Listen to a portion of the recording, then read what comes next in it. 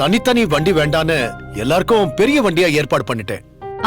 நல்ல நாங்க ரெடி. அப்ப எல்லாரும் கிளம்பலாமே.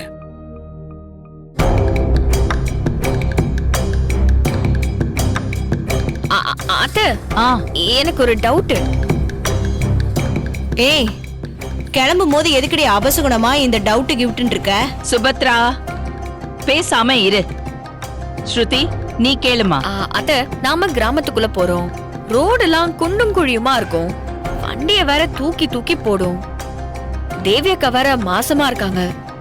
இந்த நேரத்துல டிராவல் பண்ணலாமா? அது தேவியாக்காவுக்கும் வயித்துல வளர பாப்பாக்கும் பாதுகாப்பா இருக்குமா? எனக்கும் தோணுச்சத்த. எனக்கும் அந்த டவுட் இருக்கு. அத அப்பவே கேட்க வேண்டியதானே? அதுக்குள்ளதான் அத்தை அபசகனம் அபசகனம்னு சொல்றாங்களே. அப்ப நீ டிராவல் பண்ணக்கூடாது தேவி. ஏதாவது ஆகிட்டா? சாரிம்மா, குலதெய்வம் கோவிலுக்கு எல்லாரும் இத்தனை வருஷம் கழிச்சு குடும்பமா போக போறோங்கிற சந்தோஷத்துல உன்னை கூட்டிட்டு போய் பொங்கல் வைக்க போறோம்னு நினைச்சேனே தவிர அபசகுனமா நினைக்க தோணலம்மா. அம்மா, அப்ப வேண்டாமா? அக்கா, என் மக தேவிக்கு நான் எதுவும் ஆக விட மாட்டேன்க்கா. இவருக்கு என்ன ஆச்சுன்னு தெரியல. சரிப்பா, அப்ப தேவி வீட்லயே இருக்கட்டும். நாம மட்டும் எல்லாரும் போயிட்டு வந்துடலாம். என்ன இது? செல்வநாயகி வேற மாதிரி ஏதோ பிளான் பண்றாங்க.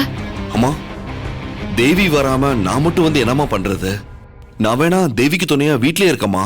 நீங்க எல்லாரும் போயிட்டு வாங்களேன். அது முடியாது அபி. 2 ஜோடியும் போய் தான் பொங்கல் வைக்கணும். நீயும் வரல, தேவியும் வரலனா எப்படிப்பா? அது சரிப்பட்டு வராது. ஆமாமா, நீங்க சொல்றதும் சரிதான். அத்தை, தேவியக்கா இருக்க நிலைமையில அவங்கள தனியா விட்டுட்டு எப்படி அத்தை? திடீர்னு ஏதாவது எமர்ஜென்சி அந்த மாதிரி ஏதாச்சுன்னா? அதனால நான் அவங்க கூட இருக்கேன். நீங்க எல்லாம் போயிட்டு வாங்க.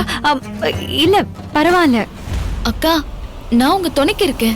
இல்ல வேண்டாம் சத்யா. அது முடியவே முடியாது சத்யா.